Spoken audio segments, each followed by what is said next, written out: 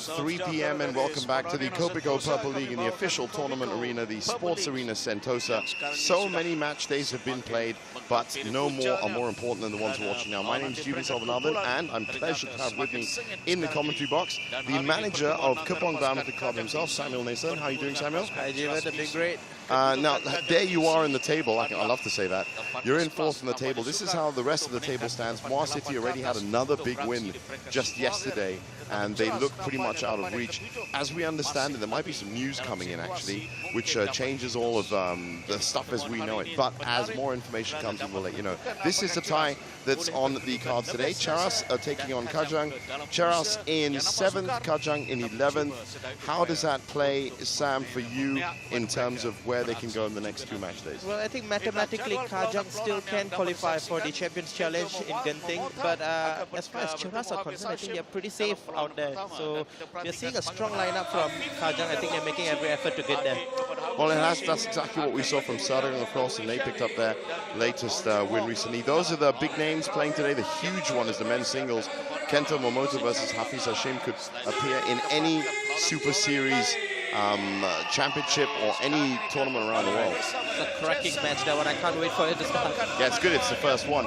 Talking of that, it is as the players get announced out. I'll just let JD introduce the teams, and then we'll get to the format of play for the Kopiko Purple League. Muhammad Hafifi Hashim. Muhammad Shakir Ruhaizan.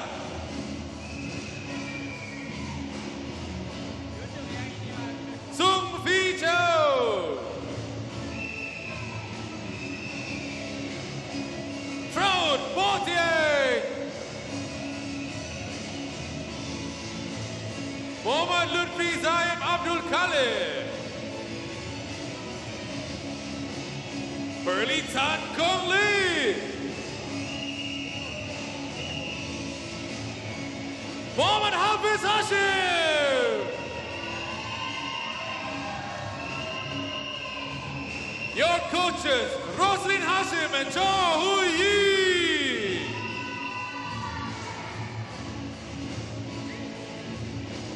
And your team manager, Reza Muhammad Hussein. That's the away side. Now let's bring on Kajang BC. Your captain, Lo Wei Sheng.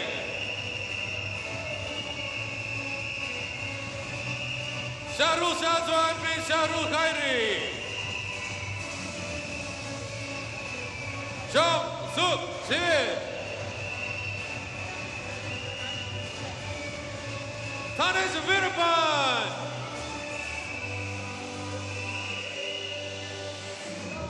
Songpon Arun Ritayawan. Victor Ong Jing Kai. Boon Wei Ying. Kento Momota.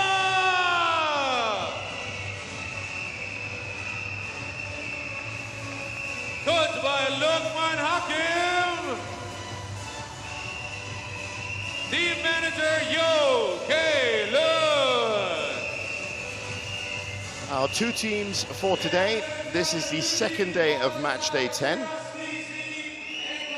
Big names, as you can see, throughout both lineups, but a differing story for both, and we'll get to those stories after we have our usual traditional chat to both the managers.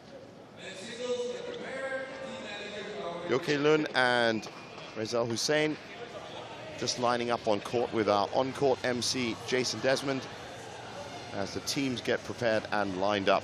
Let's hear what the managers have to say before the big tie.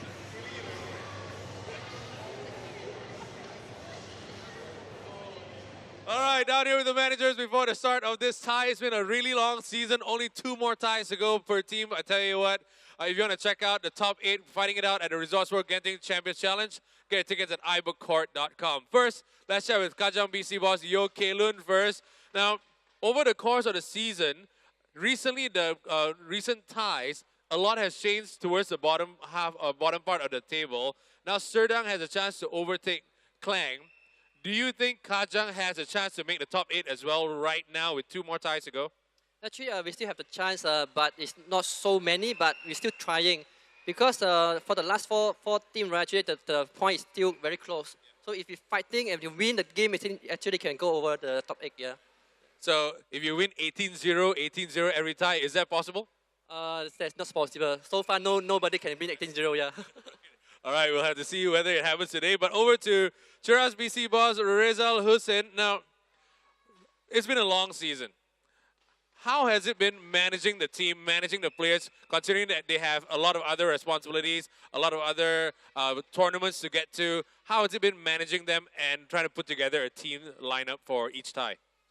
It's tough. It's like managing a company of your own. Of course, they've got their own commitments. But you've got to respect that. Managing time is not easy with them, but I mean, I think the team has been having fun training together, so that's a good thing. Yeah. All right, now let's talk about the first men's singles for this tie. It's Hafiz against Kento Momota. Any thoughts, any expectations? I think if Hafiz beats Ken, it'll be a big plus point for him because I think for a person who has already retired, sort of, it's coming back to the scene. We'll all be waiting with bated breath to see how that turns out. But before we start this tie, managers shake hands one more time. All right, and let's get to the matches. Back to you in the Ivor Court commentary box. Well, this is going to be an interesting tie, Sam. And as we have seen as we look at Ismail Saman there, the other managers getting, some views of who they might face off against. Now, what we've been hearing a lot about in the Kopiko Purple League is the $1 million prize money.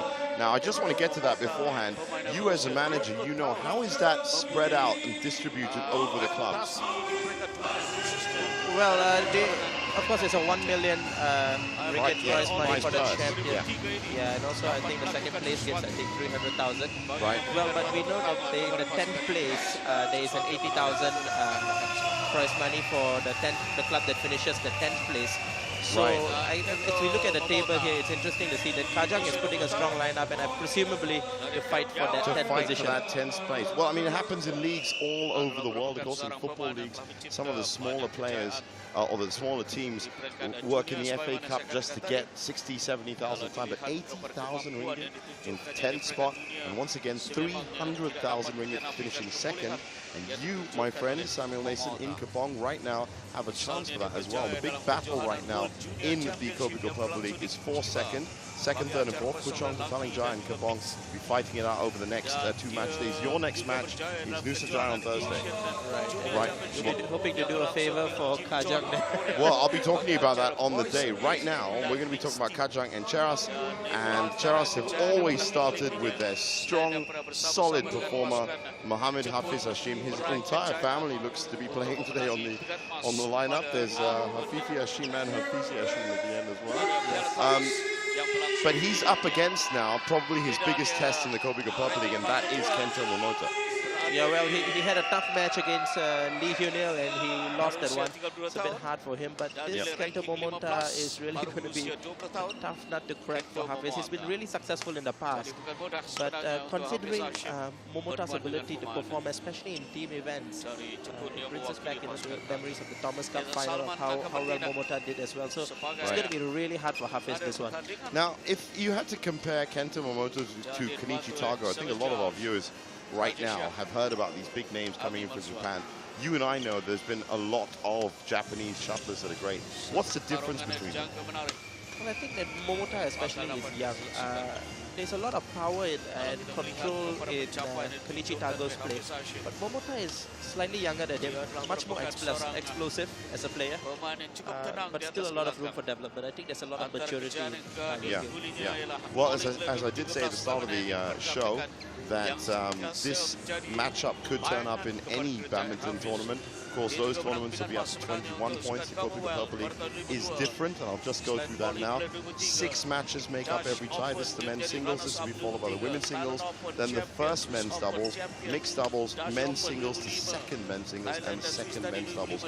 Those 6 matches are each made up of best of 5 games, and each of those games up to 11 points. Now, as we famously saw just last night, the 11-point system and the sprinting, as has been described, as opposed to the more pacey build-up to 21 points, can shock a few players. And just last night, on this very court, it shocked none other than world number 2, Jano Jorgensen. A couple of disputed line calls, yes, you can say that, but also it was a great performance by Derek Wong. And to be at the double match point, because all games are decided by 1 point in the Kopiko Purple League, came down to it. World number 2 left to another tournament, Denmark today. Paul probably wasn't too happy on the plane. So he was thought, I think that the other day he kind of underperformed, and on contrast, his opponent there was hyped. Derek Wong was playing a really tough game. So when you put those two together, especially with the 11-point system, I think you'd have a result like that. Yeah, exactly. It did help, of course, for us as viewers to have that line call at the end. And we can excuse him. He obviously was not happy that he lost in all, but he's just a very emotional person, Jano Jorgensen, when he plays. He's passionate as well. So, but he was, and I met him afterwards about half an hour. He calmed down a great deal. So it has been a shock. But anyway, to Kento's opponent, as they just about get underway. Hafiz Hashim, would he have any problems here? Well, I think it all depends on Momota's ability, because I think the stronger player is Momota. Hands down to him. Okay, well, let's see what happens.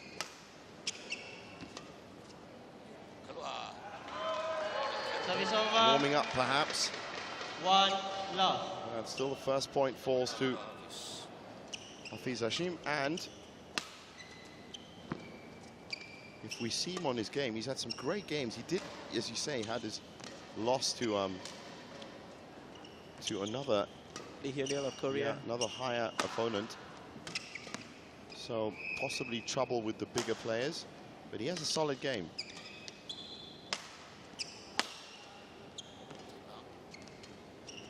There's that drop shot that he loves to play.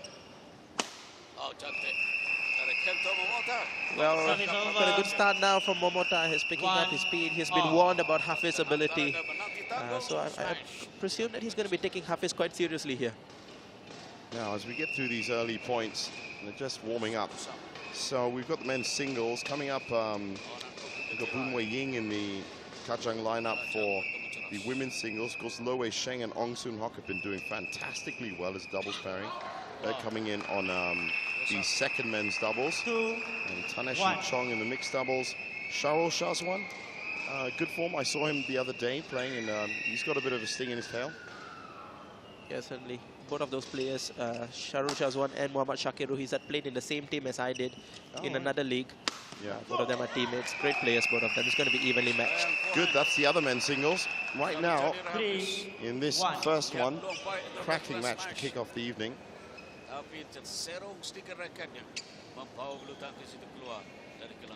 It's a 3-1 lead to Kento.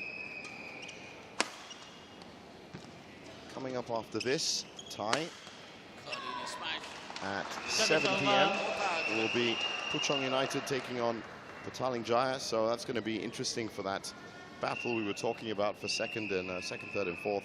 I mean, you're going to have your eyes on that, but to be honest, everyone is, with just one game between Puchong and Petaling Jaya for second and third. And then you guys now, what, just 13 games off as well? I've seen your lineups. I know your lineups by now, and I'm telling you, that's going to be a good fight. Best of luck to you on that, by the way. Thank you. Now, 4-2 to Kento. So far dealing with a taller, more physical opponent.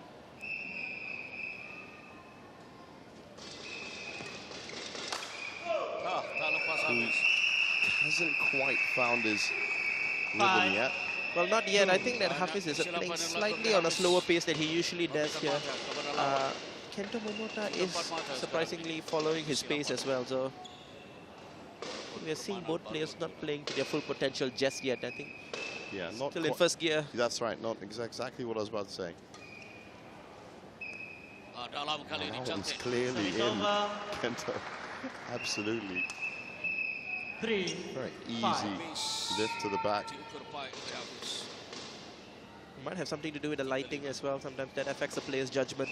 That is actually directly into those side spotlights.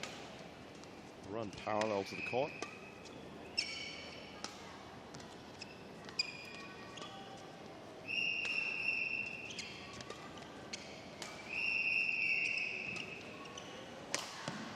Strangely enough, and I don't mean this in any obviously, you know, odd way, but this is actually being played at a women's singles pace. Certainly it is. And it's, I have to say, it's deliberate there for Muhammad Hafiz Hashim. He realizes that Momota can be much faster than he is. Yeah. He's slowing down Momota there, and Momota is playing to his speed. So that's what's happening right now. It's almost like a men's singles in slow motion.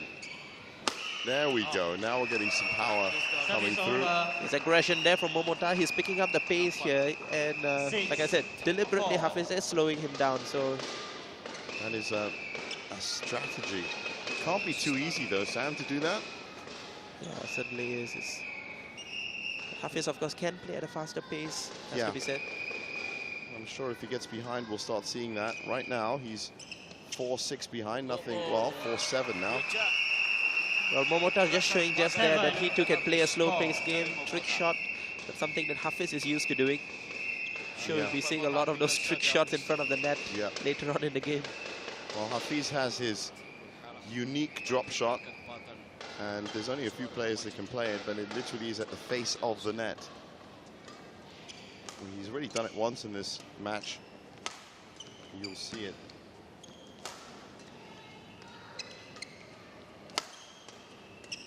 Opting to play pretty high line mid-court, but he is such a tall player. He can do that. He can reach back well.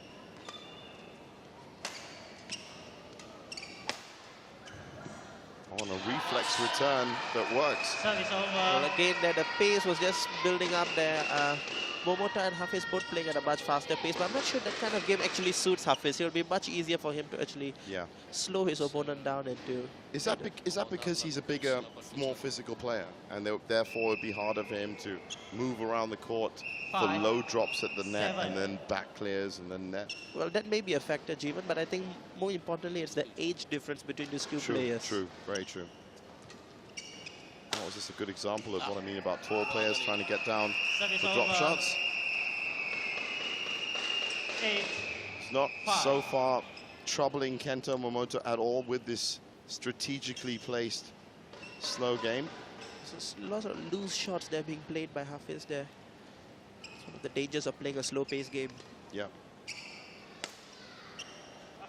Well, if that backhand clear had gone in, I think that would have been shot of the tournament, because it was not only had no pace on it, but absolutely no look. He was only about a foot off. It's a drafty side, a more drafty side. Another backhand side winner. Well, the slowing down there is really working by Hafiz here. He's got his opponent slowed down, and here's where he can actually poach and kind of like take advantage of those loose shots that his opponent is giving to him.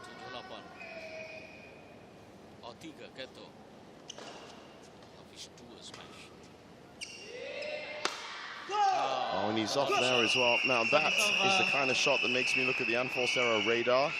And we have 4 apiece, 5 now to Hafiz. So you yourself, when you were last here with me, said 5 is acceptable per game. And they're both already hitting that, so. Still fairly good for both players. Yep. In the time, by the way, Samuel, that you haven't been here and I have been here, so 58 unforced errors in a women's singles game. Yep, Wei Chen against, I think it was Li Zili. It was 50. Yeah, that's exactly what Sharon Wee did. Wow, 58 off. Yeah, I think it was 4. No, it went, it was 1-stroke rallies all the way up to the fifth game as well. But in an 11-point system, that averages out 10 per game. That's a lot. It's a lot. That is the lowest part of the spectrum. The best we've seen, by the way, while I'm here, has been from Febian Guni. She had 5 unforced errors of 51 points in a 3-game victory, which is incredible. That's 5 for the whole match. Lim Yin Fun from Bataling has now had 2 6 unforced errors for the whole match as well. And I actually saw her yesterday afterwards. She was in the arena and went up to her and I said, well done. That's, you know, you can see that's part of her game. That's what she wants to do as well. But I said 6 unforced errors for 2 matches. Brilliant. As we see a confirmation of the tie score, 1-0 to Cheras, to Kajang, sorry. Kenta Momoto with an easy enough 11-7, even though he definitely had a game played against him. Well, I think tactically Hafiz tried to play a slower game against Momoto, kind of slowing him down, but I don't quite think that's working for him because Hafiz's game is totally, you know, all about his quick shots, you know, his really sharp jabs to the back of the court. Right. He's unable to do that, but I think had he gone for that tactic, it may have worked due to the height difference as well. Momoto is a much shorter player in contrast to Hafiz. So are we going to see that now? Do you reckon we'll see that short jabbing game now that he's a game down? Well, I think Hafiz is an experienced player, and I'm sure he'll spot that as well. So he really, I think we can expect to see that in the second game. A lot faster play from Hafiz and a lot of jabs to the back of the court. You can expect a couple of big smashes as well because you probably with a jump get to about 10-11 foot elevation. If, of course, he's allowed to smash.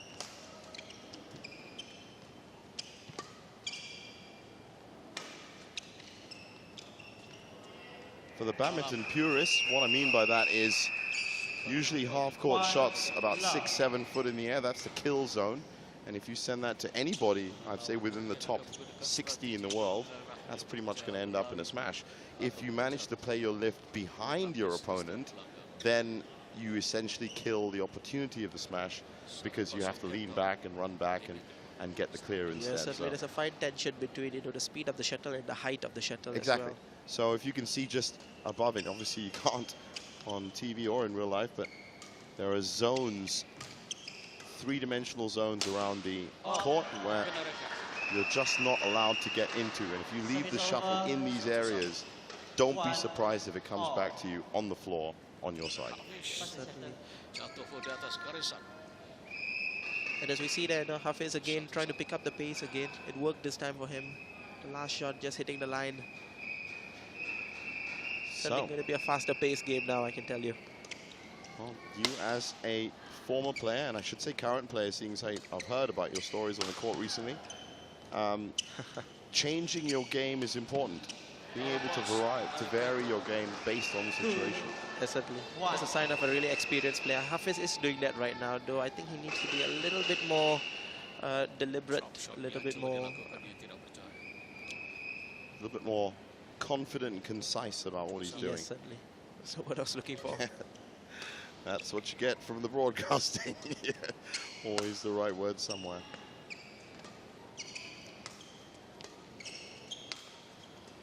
Now he's controlling the point. Not specific. It's in. That's called in. Beautifully delicate drop shot. Well, again, I'm not sure that slow pace is quite benefiting Hafiz at the moment. I know he's leading 3-1 at the moment, but seems to be working better than it did in the second game, the really slow pace game. Yeah, well, I was saying just yesterday, a 3-1 lead at 3-1 is good, but it's not the best. A 3-point lead or 2-point lead at 10-8. Now that's brilliant. So still plenty of opportunity for Kento to rescue this. It's once you get to, that's a beautiful drop shot from Hafiz. That's a tactic he's using in this game here. He's trying to slow his opponent down, get the shots, get the fine shots going as well, so it won't be too tiring on him. While it didn't work in the first game, it certainly is working in the second game. Yeah, maybe Kento thought he was going to come out with a faster game, and staying with that strategy has caught him out. But as I was about to say, in an 11-point system, unlike 21, where it's probably 16, 17, and 18, which are the crucial points, it's 7, 8, and 9, with 6 being pretty important as well. And not just because of the scoreline, because of the psychological damage they do to your opponent. If you are, we did see Yang Peiji came back against Fabian Guni for her only game. That was from 7-1 down. She came back and took that. To do that is a mountain to climb when you're playing somebody with that kind of smash. No, it's out. Well, that's full credit to Hafiz's game plan there. He slowed the game too much. A little bit of impatience shown on the time by Momota there.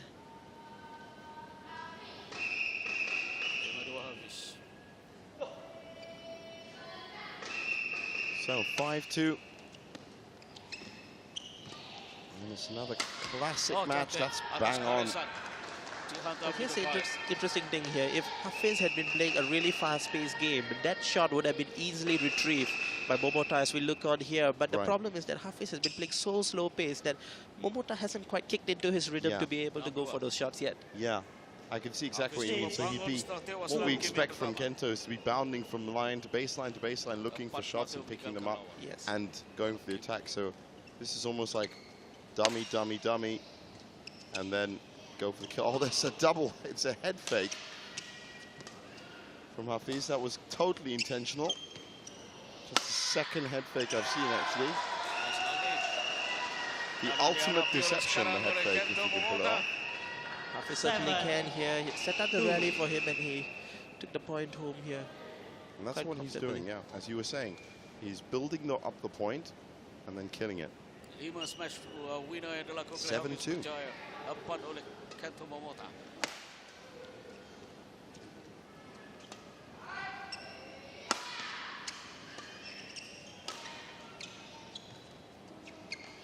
There's that drop shot I was telling you about.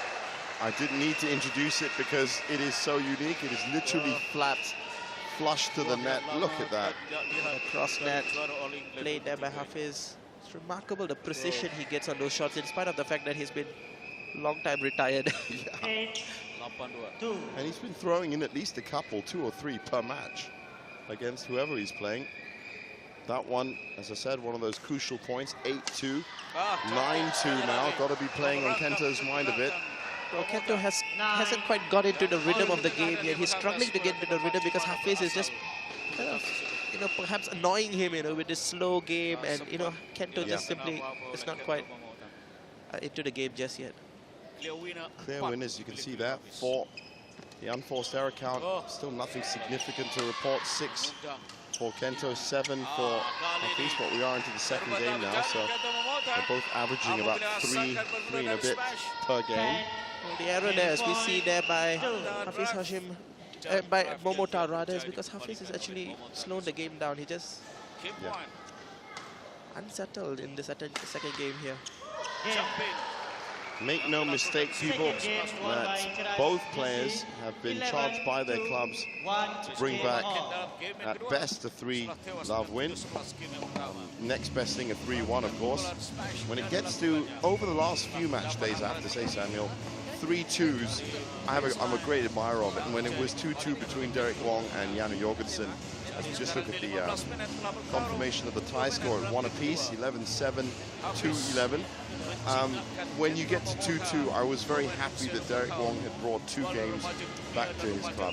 It didn't really matter who was going to take the third, because both of them have performed better than you'd expect. The best expectation is 3-0. You've already brought 2 back. That extra 1 will help, but you've done a good effort. Now, here, looking at the points won, what do you see from that? Well, Hafiz again is slowing his opponent down. The whole thing about the second game was that simply Momota wasn't in his rhythm. He can't play his game, and that's what Hafiz has done. So all the smashes that Hafiz has been playing, as we look here, has not been really much to the line. It's just been really simple shots, and as I said, Momota hasn't quite got into his game here. He's really going to have to take on Hafiz on his own terms and not allow Hafiz to kind of dictate him, because if they play really fast and if they are going all fast and furious, yeah, Hafiz is going to be on the losing end, I predict. Well, that's what I was saying. So if you can't go fast, can you go back to 0 gear? Has Kento, have you ever seen him play a slow game? Well, we're seeing him play a slow game here, but not quite winning it. Not quite winning it as of yet. Second game, 2-11, he lost that. Oh, the shuttle didn't quite get off the racket there. That's exactly what I'm talking about, the rhythm. He hasn't quite got it. He's trying to jump a bit there, trying to get into that really fast pace. And I've seen doubles players really suffer from this. It's not just the singles players that really? always do. There's doubles players as well. If they love to jab the shutter, they love to drive and attack. When they can't do that, you find them making quite a lot of mistakes as well. So yeah, so that Hafiz lift game, or not just, he's not actually playing a lift game. I said this isn't a full women's singles, but basically it's the likes of Tai Tzu Ying and Ratchnok Intanon play at a faster pace than we've seen. But it's a strategy, and that's what the Kopiko Purple League is all about. It's all about strategies. You as a manager know that as well. It's where you play the best you've got against the best they've got, and then try and pick up your points wherever you can. And one of the reasons that Moa City has done so well over the 10 match days, and they've won all 10, remember? I hate to say that next to you. You were both on the exact same statistic. Wow, you actually stopped me dead there because you never have that. But one thing they managed to do is always come good on the doubles. They always have like a 6 or 7 spread on the doubles, and that's been their strength. yes, certainly. But as I was saying, it's all of you managers, as we look at Hafiz, really execute this slow strategy to the 4. He's now 4-0 up. Even that one's gone out. That's frustration there by Ultimate frustration. Kento Momota there. But what I was saying was, because it's the inaugural Kopiko Purple League, all of the managers like yourself were given guidelines as to how it was going to work. So the players that you picked and the players that you chose were based on guidelines. So once they're put into practice and theory, now for next season, you know the playing field. You know how it goes. So, you know, targeted strategies will get targeted more. Players will get targeted more. Transfers will be more precise. And once you have a defending champion as well, and also for all the clubs, 3rd, 4th place from last year, you try and do better than you did the year before. Right, and so we looked at an amazing shot there by Mohammad Hafiz Hashim. Has been a great rally. Momota finally getting into it, but that is just insane. What Hafiz has just done is bringing the house down, really. But it's tactical superiority. We all know what Momota can do when he's playing that really fast game. But Hafiz here has just thrown questions at what Momota can do when he's playing at a slow pace. And it's really working for him. I never quite saw that coming. Great work from Hafiz Hashim there. So now he's 6-love up. And in addition to the unforced errors and the key one on that baseline shot from Kento, it's got to be frustrating for the Japanese player. Well, he gets one back from an unforced error from Hafiz. Again, protecting that stat that we have yet to see an 11-love game in the Kopiko Purple League. There's been a lot of games played, I'll tell you that.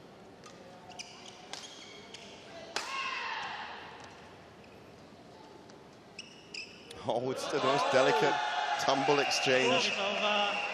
It's really impressive here what Hafiz is doing here. A player who has retired, taking on one of the current top players in the world, former world junior champion, and beating him in such a fine net exchange there. So that is remarkable here from Hafiz. He has had his glory days, and he's reliving them right now. And that's in as well. Well, at the moment, Kento is totally stumped by what Hafiz is doing to him here. It's experience versus youth. And as we have often seen in the Purple League, Jeevan, it's usually experience that wins it. Much to my surprise as well. We didn't quite expect that. Well, the number 13 in the world, he's only played 1 match, and that was a win. And as expected, it was 3-love. Hafiz, of course, has been playing a lot more. There's the unforced error count. Still very good considering they're into the 3rd game. A nice, solid game for all the young badminton players out there that are interested in the game. This is a very good performance. You might not be able to read into the strategies and the tiniest parts of it, but technically, it's been played very well by both of them, as you'd expect. But you're right, world number 13 against a retired player.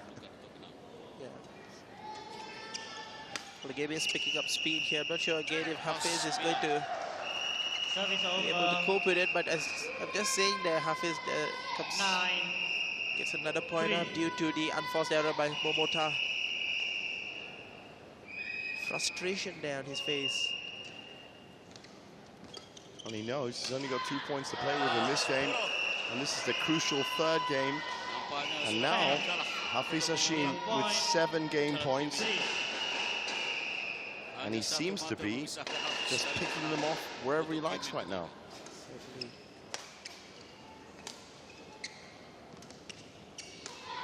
Well, 2 times in a row he did that same thing right there. Using his height there to just, you know, kind of use the wrist to get the shuttle to plummet almost vertically to the ground there. As we look here. And he's doing very, very well in terms of his, I like to call it the leaky boat game. He's also doing very well with this game, which is his attacking.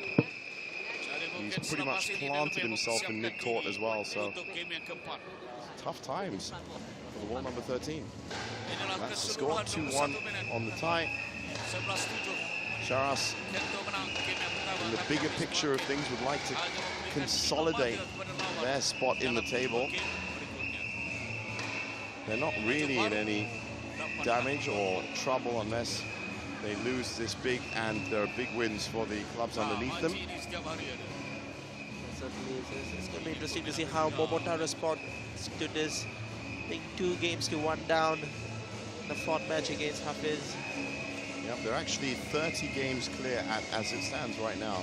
They're 30 games clear of Bang United. So as you said, pretty much based on normal physics and statistics, that's not going to happen because, as we've said, and you can confirm this, Sam, one of the biggest spreads that we've had has been 15. So you're looking at, even at your best days. I was actually comparing the stats between Kapong and Moa City when you did have your game, and you're just 2 different clubs. Moa City have come in with big wins at times. They did have a +3 once and a +5, whereas you've always come in with a 6 or a 7 or an 8 or a 9 throughout. So reliability is what wins things. Moa's been winning big. Averages have been good as well for them. Yeah, even yesterday there was another, it was, I think 10, 17, 7 it was. I'm sure it was, in fact.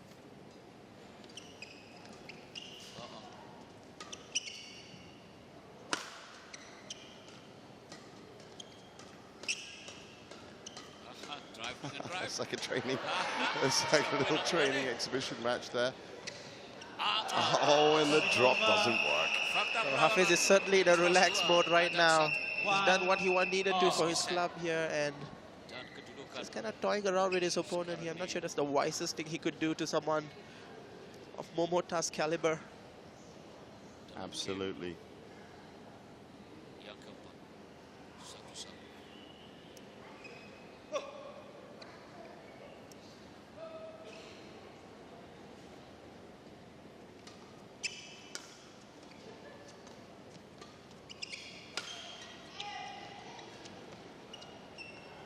Service. 2-1. Another point there for Momota, as we see here. Well, he's got to do something. But these are really unforced errors. I mean, they've crept up a little bit now. There's still both of them on about 3 per game.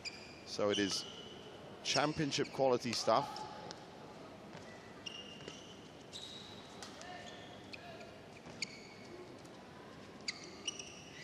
Right now, he's being beaten at the net. He's being beaten at the baseline. He has nothing to feed off in min-court, so... Certainly it's getting a bit difficult here for Momota. I keep saying it again and again, he's so used to that fast-paced game. Yeah, yeah. He's just almost unable to adapt to this game.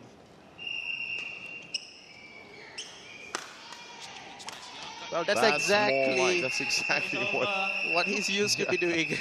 That's impressive that he probably heard you actually from up here and went, right, okay. That is what Kento Momota does, and that is the result of it. So probably good to release some frustration there, because he hasn't had the chance to do that. Well, the moment he does that, it's kind of a different Momota on court altogether. Now we're seeing a bit more of it. He's trying to push the tempo.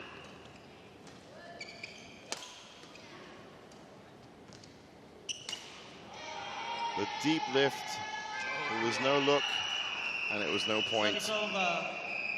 Well, Momota was playing so well until Hafiz decided to go and play that exquisite net shot there, and From then on, it was Hafiz.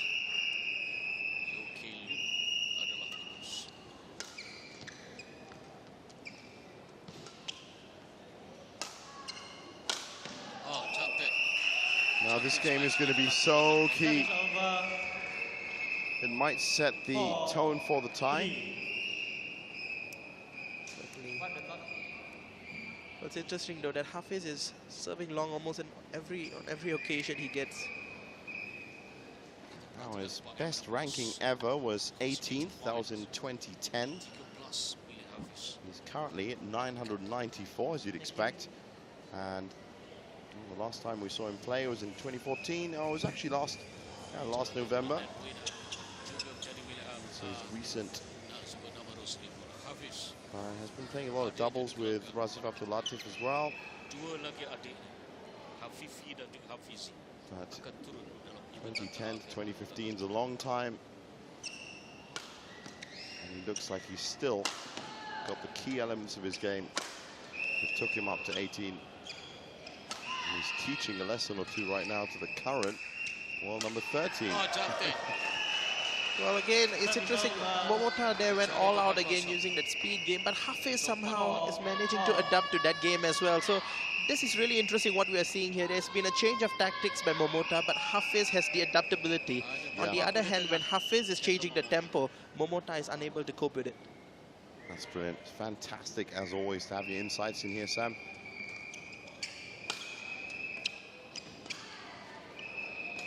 And that's exactly what you'll get if you keep everything locked to Astro Super Sport, channels 816 and 834. Live and exclusive action just like this, but also if you miss any of the matches, for example, that Derek Wong Yano Jorgensen match, then keep an eye out for the replays. They're also on Astro Super Sport 3. And there's Sharon Lee's Racket Weekly Review. That's the first actual ever Malaysian TV Rackets review, Mondays at 10 p.m. on Astro Arena. Well, Hafiz is going to pounce on those kind of shots all day long. Just needs an invitation there. Could it be that Kento is trying to change his game and by doing that leaving the shot just a bit too high? Yeah, we're seeing a desperate attempt here by Momota there to really, Kento trying to up the pace a little bit, but again, Hafiz is coping well with it. Well, some of the brothers and some of the other badminton brothers as well. Latifs have a big family tradition. The Hashims have a big family tradition. The Sideks obviously had a big family tradition as well.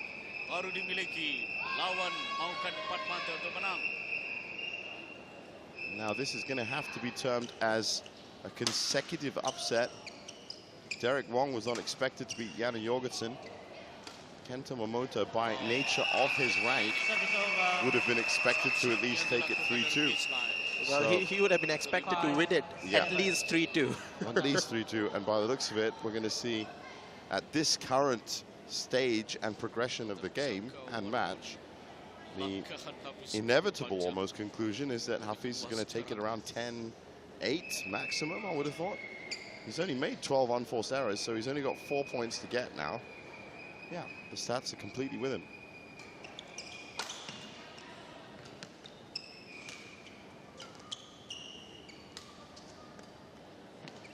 Wow, that's one of them. You can talk about the stats and percentages as much as you like, but that's a key one as well, because the difference between 8-5 and 6-7 is huge. Well, certainly it is here. Hafiz will to avoid making so easy, simple errors like that.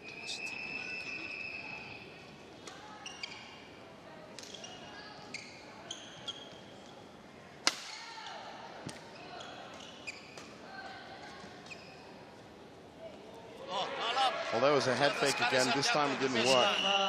That's the problem with head fakes. You just have, well, your second shot, essentially. And he just pushed it a bit long. You see that? There it is, just a tiny. Momota was hoping it went wide here. He's kind of running out of ideas here, trying everything he has. Hafiz is just returning all of those to him.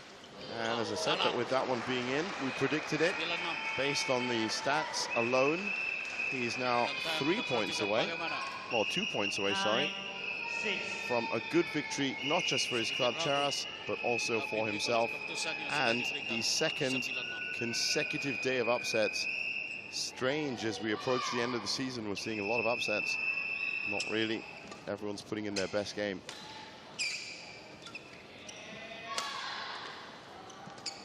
And now he plays the fast game.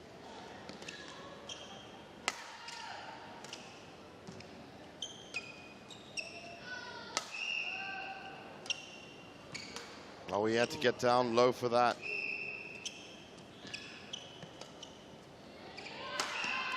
It's wide. Well, great tactical play there for Bobota. He's finally learned something throughout this game. It almost seems, yeah, and that is that if you keep attacking Hafiz, Hafiz is just going to keep returning the shots all day long. But it'll be a much better approach to, you know, kind of play the drop, disguise the shot a little bit, because Hafiz is simply getting everything right back. Yeah, and has he got the, I mean, you can't, with your returns, really disguise shots that are coming at you at speed. So has he got that margin of error to do it? Are the shots? Yeah, Momota. If the shots that are coming towards him, has he got any options to play right now? Well, you know, the shots that Hafiz has been playing are really so slow paced that, you know, he should have a few. He has a few options, but he just simply doesn't know what to do, because everything you do, Hafiz is just getting it back. And he looks like he could play this game all day. You can see that getting down belly and moving very well. Well, Kill made sure to keep the rackets over his side of the court. You kind of feel for Bobota here, Kento. Bobota, he's tried everything against Hafiz all day long. Slow game, fast game. It didn't work. It doesn't work at all. And now he's facing 3 match points.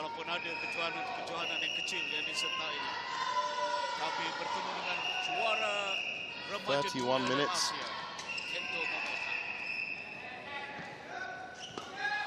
Well, that's going to get killed. I knew it.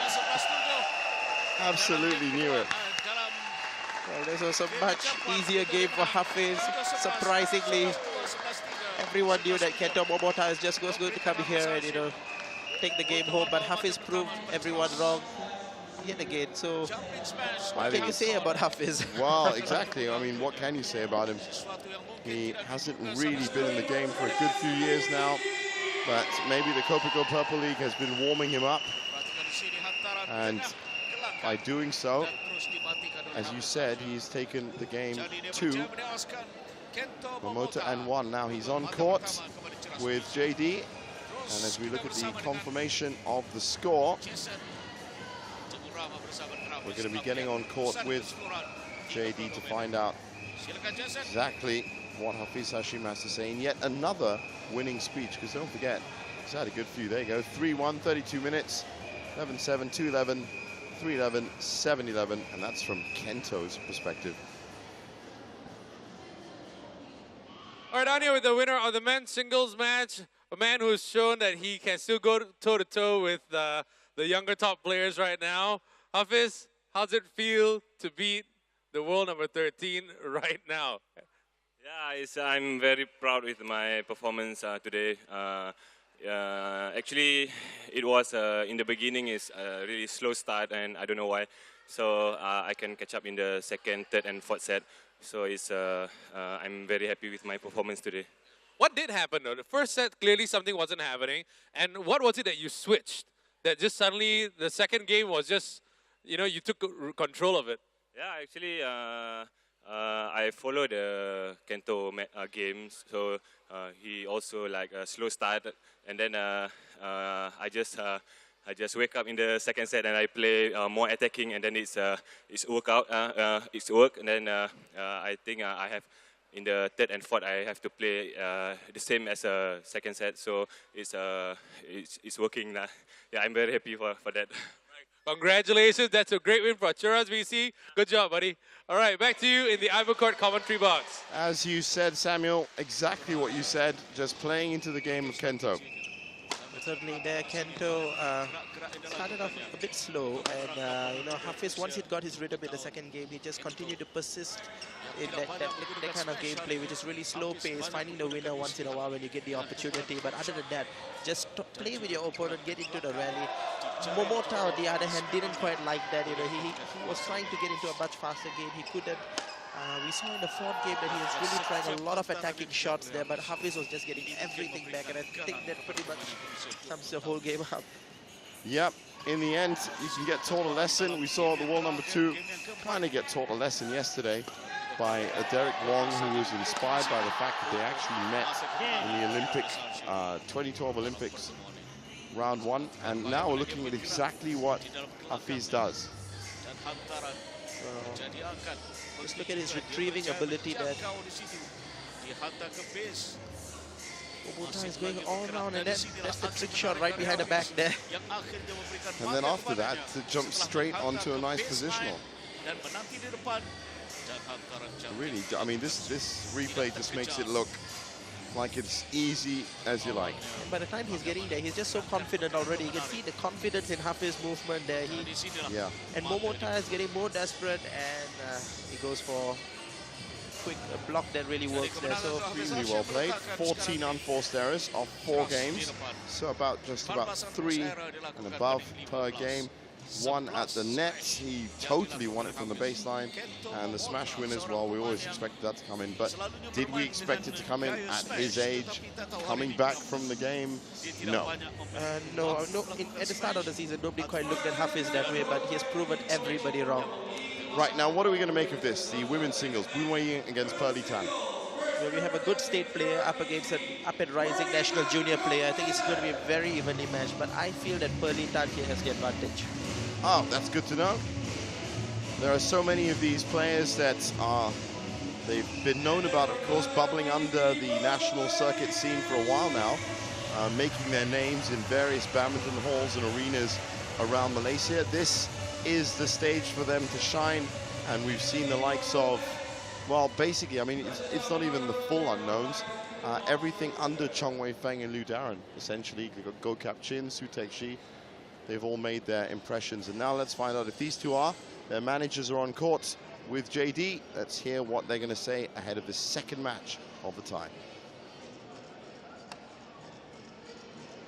All right, down here with the managers before the start of this particular match. Remember, still fighting for the top 8 spot for the Resorts World Genting Champions Challenge. Get your tickets at ibookcourt.com. All right, first, let's start with Yoke Lun from Kajang, BC. With this particular match, what do you think are Wing's chances? And also, what do you are you expecting a 3-love win, 3-2? What are you expecting here? Hopefully that they can Wei can win the match because there's a junior player. But I don't look down on the player, but maybe 50-50 match, maybe, yeah. Yeah. Thank you very much, Yoke Lun. Over to Rizal Hussain from Cheras, BC. Tell us a little bit about your player. She looks really young. She is. She's, I think, our youngest player. She's from Bukit Jalil. We signed her up for the second half. She's been performing quite well during trainings, but this is her first game. So we hope that she get a good chance to expose herself today. Thank you very much, managers. Back to you in the iBook Court commentary box. So we've heard from the managers, and now Sam, you were telling us that both these players known on the circuit already. This is the best exposure that they're getting in terms of juniors, of course, but just give us a bit of background on them. Pearly Tan is actually one of Malaysia's up-and-coming junior players. She's in fact one of the top junior players in Bukit Jalil as well, the Bukit Jalil Sports School. That's where most of our junior national trainees train. So on the other hand, we have Boon Wei, who's been a really top state player from Malacca. She's been quite well known as well. Caused a few upsets every now and again. So it's going to be evenly matched. But again, I think that Pearly Tan here has been showing a lot of quite promising. So you can't call this, or you're going to sit on the fence, or you reckon Pearly's going to take it? I think Pearly is going to take it. Easily? Not quite easily. All right, well, Stephen Ong's our service judge for this one, and just a quick view of some of the fans that have turned up at the Sports Arena Sentosa. That is the official tournament venue. By all means, do come down here, but do come down here soon, because Well, we're going to be moving venue very soon, simply because match days 10 and 11. This is the second day of match day 10. Match day 11 will be played out on the weekend. That will be the final days of the season, the regular season. And then there is the post-season Champions Challenge happening at Resorts World up in Genting Highlands from February the 5th. If you want to find out how to get tickets for that, then get on to www.ibookcourt.com or get onto the official Purple League website, www.purpleleague.com. Right, the women's singles. Currently, 3-1 is the tie between Cheras and Kajang.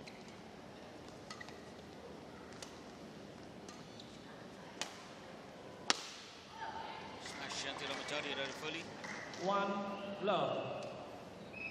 An early error there by Pearly. It has to be said, this is a first experience here in the Kopiko Purple League. On the other hand, good weighing, quite featured quite prominently for Kajang throughout the season.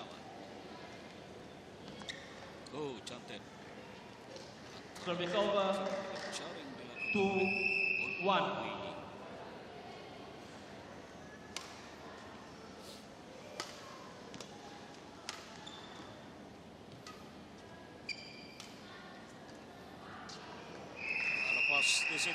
Well, it's still early on, but it seems like Pearly hasn't quite settled down to. Isn't that one of the things that you'd expect from a junior, though, with all the lights and all the new kind of surroundings that they're in? I'll just actually take this opportunity to ask you now, as Boonway is already 3-1 up. How have your juniors reacted to the lights and the cameras and the action? Well, I mean, so the lighting actually, it's fine compared to some of the other tournaments that we have played. I've played in the Selangor Open at Stadium Kiara. Yeah. The lights there can be really, really bright as well. Okay, the second one, cameras and action. Yeah, well, but that's a different thing altogether. These players are not used to being on TV and all that, so it's a bit of nerves. But I think most of those who have played for a number of times, they've quite settled down. They've got into the game. For Pearly, however, it's still, she's been quite new to this, being a junior herself. Do you play these exact replays and videos to your players? Because they're all in HD now, so you can look at their exact game. And well, sometimes we do tell them to, watch their games and to see where they went from. But most of the time, the coaches do the notes and tell them where they should improve on. I love in these early points putting you on the spot as a manager.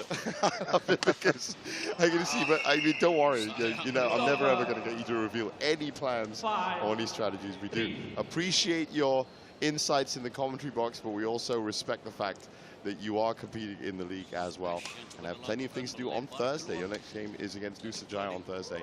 Meanwhile, Boonway Ying 5-3 up here, and you tipped Pearly to win it. Not quite warmed up yet, but possibly still in striking range of this first game.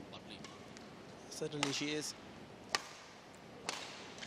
Well, she's kind of getting into her rhythm right now, and it's proving quite deadly, especially her smashes from the backhand side, the left.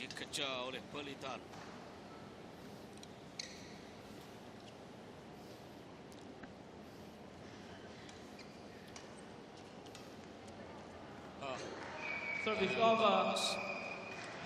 5-all, 6-5. And we were right, that first game, that slowed down strategy by Hafiz Hashim was actually slower than the pace of this game. Well, certainly, both these players are playing really fast. These players are, it's the top of the women's game. I said it the other day, actually, you weren't here for it. The men's game in badminton is like chess. The women's game is elegant. All the doubles, essentially, men's and women's are frenetic and electric, and the mixed doubles is the traditional system of both of them. So, to read into it like that, you look at Febi Anguni, you look at some of those players, the way with the lift serves, it's a good way of seeing it. And definitely with the top players in the men's game, it literally is down to tactics, strategy, and the finest inches. Never quite seen it that way, but it makes a lot of sense if you put it that way. See? It's a two-way door here, Sam. Now, 8-6, getting into the business part of this game. Boonway